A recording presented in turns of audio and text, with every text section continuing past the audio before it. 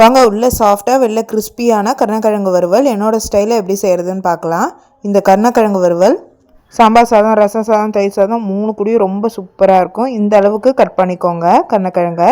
இது 1/4 கிலோ கருணக்கிழங்கு. இப்போ வானலில் கருணக்கிழங்கு எல்லாத்தையும் ஆட் பண்ணிடுங்க.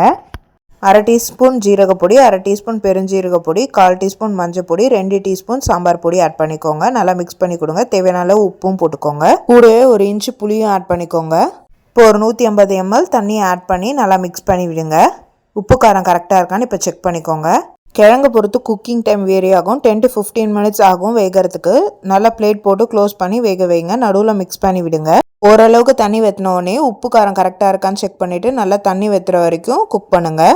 கிழங்கு நல்லா வெந்துருச்சான்னு செக் பண்ணிக்கோங்க.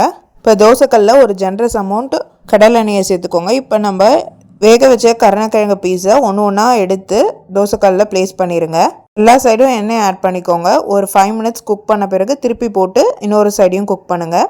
டோட்டலாக ஒரு 10 மினிட்ஸ் குக் பண்ணிங்கன்னா கிறிஸ்பியான கருணக்கிழங்கு வறுவல் ரெடி ஆகிடும்.